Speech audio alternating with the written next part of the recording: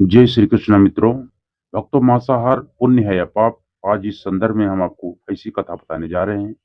यह बात उन दिनों की है जब भगवान श्री कृष्ण अपने अपने बालकपन में थे। एक बार जब श्री कृष्ण एक पेड़ के नीचे बांसुरी बजा रहे थे, उसी समय दौड़ता हुआ एक हिरण उनके पास उनके पीछे आके छिप गया। वो हिरण दोस्तों बहुत ही घबराया हुआ था। भगवान श्री कृष्ण ने उसके सिर पर हाथ फेरते हुए कहा, क्या हुआ? तुम क्यों छुप रहे हो? उसका पीछा करते हुए एक शिकारी भी वहां पहुंच गया और वह बोला, ये शिकार मेरा है, ये मुझे दे दो, इस पर मेरा अधिकार है। तब भगवान श्री कृष्ण ने क्या कहा दोस्तों, आप लोग बने रहे, आपको सब जानकारी मिलेगी। नमस्कार दोस्तों, हमारे मोटिवेशन राज के ब्लॉग चैनल में आप सभी को बहुत बहुत स्वागत है। तो दोस्तों, भगवान श्री कृष्ण बोले, हर जीवित जीव पर उसका खुद का अधिकार होता है, न कि किसी का। तब वह शिकारी क्रोधित होकर बोला, यह तो मेरा शिकार है, इसे मैं पकाकर खाऊंगा। तब भगवान श्री कृष्ण बोले, किसी भी जीव को मारकर खाना पाप की श्रेणी में आता है। क्या तुम पाप के भागी बनना चाहते हो? तो मांसाहार पुण्य है या पाप? क्या तुम धर्म को नहीं जानते? तब वह शिकारी बोला, मैं तुम्हारे जितना शिक्षित तो नहीं हूं प्रभु, मैं धर्म अधर्म क्या जानूं?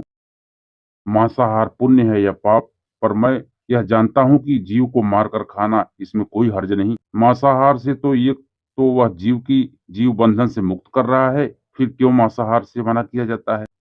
मांसाहारी होने को क्यों नहीं कहा जाता? वैसे भी मैं इसको मारकर नीच योनि से मुक्त कर पुण्य ही कमा रहा हूँ, फिर इस पर पाबंदी क्यों?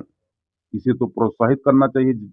जहाँ तक मैंने सुना है, जीव हत्या तो शास्त्रों में भी बताया गया है। राजा लोग शिकार किया करते थे, फिर क्यों ये मांसाहार गलत है और पाप की श्रेणी में आता है? तब भगवान श्री कृष्ण समझ गए कि इसकी बुद्धि मांस खाने के कारण तामसिक हो गई है और इसकी सोचने समझने की बुद्धि खत्म हो गई है। फिर भगवान श्री कृष्ण बोले, इस अंतहीन विषय पर पहले मैं कोई राय नहीं दूंगा। मेरी इस छोटी सी कथा सुनने के बाद तुम ही उत्तर देना कि मांसाहार पुण्य है या पाप, और तुम्हें मांस खाना है या नहीं। वह शिकारी सोचने लगा, इसमें मेरा तो कोई घाटा नहीं है, कथा सुन लेता हूँ, मेरा मनोरंजन भी हो जाएगा और बाद में मुझे इसका मांस भी मिल जाएगा। तो भगवान श्री कृष्ण ने कथा आरंभ की और कहा, मगध में इस खाद्य सामग्री का संकट हो गया, तो अन्न का उत्पादन कम रहा। राजा को चिंता हुई कि यदि समस्या का शीघ्र समाधान नहीं निकला तो अनाज कोष भी खाली हो जाएगा और भी भीषण संकट हो जाएगा। तो सम्राट ने अपनी राज्यसभा से पूछा, देश की खाद्य समस्या को सुलझाने के लिए समस्त सस्ती वस्तु क्या है? तब मंत्रीगण सोच में पड़ गए। चावल, गेहूं, आलू इत्यादि पदार्थों को उगाने के लिए बहुत श्रम करना पड़ता है। यह तभी प्राप्त होते हैं जब प्रकृति का प्रकोप न हो। ऐसे में तो कुछ सस्ता ही हो सकता है। तभी शिकारी का शौक रखने वाले एक मंत्री ने सोचा, यही उत्तम अवसर है, क्यों न अंधाधुंध शिकार के लिए अनुमति ले ली जाए। उसने सभा में कहा कि सबसे खाद्य सामग्री सस्ता जो है मांस ही है, इसके लिए धन का खर्च भी नहीं है और पौष्टिक खाना भी मिलता है। सभी सामंतों ने इस बात का समर्थन कर दिया, लेकिन मगध के प्रधानमंत्री अभी भी चुप थे। सम्राट ने पूछा, प्रधानमंत्री जी, आपने कोई अनुमोदन नहीं किया, आपका क्या मत है? प्रधानमंत्री ने कहा, मैं यह नहीं मानता कि यह कथन सही है। मांस सबसे सस्ता पदार्थ है, फिर भी इस विषय पर मैं अपने विचार आपके सामने कल रखूंगा। प्रधानमंत्री उसी रात मांसाहार का प्रस्ताव रखने वाले सामंत के घर पहुंचा। सामंत इतनी देर रात प्रधानमंत्री को आया देख घबरा गया। किसी अनिष्ट की आशंका से वह कांप गया। प्रधानमंत्री ने कहा, संध्या को महाराज बीमार हो गए, उनकी हालत बहुत ही खराब है। राजवैद्य ने कहा है कि शक्तिशाली देह का 2 तोला मांस मिल जाए तो राजा ठीक हो जाएंगे। आप महाराज के सबसे विश्वास पात्र हैं, इसलिए आपसे योग्य कौन होगा? इसलिए मैं आपके पास चला आया। आप कहें तो इस काम के लिए मैं आपको 1 लाख स्वर्ण मुद्राएँ भी दे सकता हूँ। एक बड़ा जागीर भी आप माँग सकते हो। बस आप अपनी इच्छा कहें। मैं कटार से आपके हृदय को चीर कर बस 2 तोला माँस निकाल लूँगा। यह सुनकर सामंत के चेहरे का रंग फीका पड़ गया मित्रों। वह सोचने लगा कि जब जीवन ही नहीं रहेगा तो लाख स्वर्ण मुद्राओं से क्या करूँगा? और बड़ा जागीर का क्या करूँगा मैं? वह झटपट अंदर भागा और अपनी तिजोरी से 1 लाख स्वर्ण मुद्राएँ लेकर आया और बोला, ये लीजिए मुद्राएँ। और गिड़गिड़ाते हुए बोला, श्रीमंत, मैं आपकी 1 लाख मुद्राओं में अपनी 1 लाख मुद्रा और मिलाता हूँ। इस पैसे से आप किसी और सामंत के हृदय का मांस खरीद लें, किंतु मुझे जाने दें। यह बात किसी और को पता न चले, मैं आपसे आग्रह करता हूँ। प्रधानमंत्री जी यह सब समझ चुके थे। वह उसे थोड़ी और मानसिक पीड़ा देना चाहते थे। प्रधानमंत्री ने कहा, सामंत, आप शरीर के बलिष्ठ हैं, आपकी कद काठी महाराज से मिलती जुलती है, इसीलिए राजवैद्य ने खास तौर पर आप ही का नाम लिया है। आपके दान से हमारे राजा की जिंदगी सकती। आप कहें तो मैं आपको प्रधानमंत्री का पद देने को तैयार हूँ और खुद आपका कर्मचारी बनकर रहूंगा, पर प्रजा से हमारे राजा न छीने।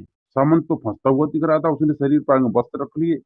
जैसे ही वहां से वह भागने लगा, उसने याचना की, प्रधानमंत्री मैं इसके योग्य नहीं हूँ, जब प्राण ही नहीं रहेंगे तो प्रधानमंत्री पद का क्या करूंगा? अब आप चाहें तो मेरा सब कुछ ले लें, मेरे प्राण न लें।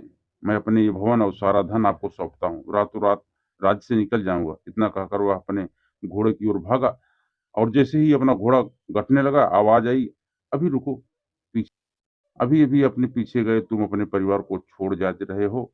सामंत बोला, "मुझे मेरे प्राणों से ज़्यादा कोई चीज़ प्रिय नहीं है। जब जीवन ही नहीं रहेगा तो कुटुंब का क्या करूँगा? जीवन रहा तो ऐसे ही सुखी रह लूँगा।" इतना कहकर घोड़े पर छलांग लगाकर बैठ गया दोस्तों। वह भी चलने को ही था कि प्रधानमंत्री घोड़े की साख पकड़ ली। वह सामंत से बोला, भागने की जरूरत नहीं है, आप आराम से घर चले, मैं आपके प्राण नहीं लूंगा।" प्रधानमंत्री ने के वहां से जाने पर सामंत के अंदर कुछ जान तो आई, परंतु बेचैनी बनी रही। उसकी नींद खराब हो चुकी थी। मुद्राएं लेकर प्रधानमंत्री बार बार से सभी सामंतों के घर पहुंचे और अभी से राजा के लिए हृदय का 2 मांस तोला मांगा, परंतु कोई भी राजी न हुआ। सभी अपने बचाव के लिए प्रधानमंत्री को लाख और लाख मुद्राएं देना चाहिए। इस प्रकार प्रधानमंत्री एक ही रात में करोड़ों स्वर्ण मुद्राओं का स्वामी बन गया। सुबह होने से पहले ही वह अपने महल पहुंच गया। अगले ही दिन राज्यसभा में दोस्तों सभी सामंत पहले ही पहुंचे हुए थे। यह सब जानना चाहते थे कि राजा स्वस्थ हैं कि नहीं, लेकिन कोई भी किसी से भेद नहीं खोलता था। सबको राजवैद्य की तलाश थी। उसने भी उन्हें कुछ सूचना मिल सकती थी। प्रधानमंत्री ने राजा के समक्ष 1 करोड़ स्वर्ण मुद्राएं रख दी। राजा ने पूछा, ये स्वर्ण मुद्राएं कहाँ से आई? तब सारी बात वो बता दिया। वो बात समझ में आ गई। उन्होंने प्रजा को अतिरिक्त परिश्रम करने का निवेदन किया और राजा के अनाज भंडार में अनाज निकलवाकर श्रमिकों को दिया गया और पौष्टिक सब्जियों की खेती का तुरंत आदेश दिया गया दोस्तों। और इस प्रकार से सब जगह खेती की जाने लगी और सब समस्या दूर हो गई। तो मित्रों, जीवन का यह मूल्य भगवान श्री कृष्ण हमें इस कथा के जरिए समझाना चाहते हैं कि हम यह न भूलें कि जिस तरह हमें अपनी जान प्यारी है, उसी तरह सभी जीवों को अपनी जान प्यारी होती है। जिन जीवों को मारकर आप खा रहे हैं, उन्हें तो प्राण बचाने का अवसर भी नहीं मिलता। बर्बरता सिर्फ वही नहीं है जहाँ सिर्फ मानव का रक्त बहता है। बर्बरता उसे भी कहा जाता है जहाँ स्वार्थ के लिए किसी जीव की हत्या कर दी जाती है। तो दोस्तों, आपका हमारा ये वीडियो कैसा लगा? ये दोस्तों, हमारा वीडियो आपको अच्छा लगा हो तो हमारे वीडियो को लाइक कर देना और चैनल नई है सब्सक्राइब करें, बेल आइकन को जरूर प्रेस कर देना। मिलते हैं दोस्तों अगली वीडियो में। तब तक आप लोग खुश रहें, मस्त रहें, आनंद में रहें। जय श्री कृष्ण।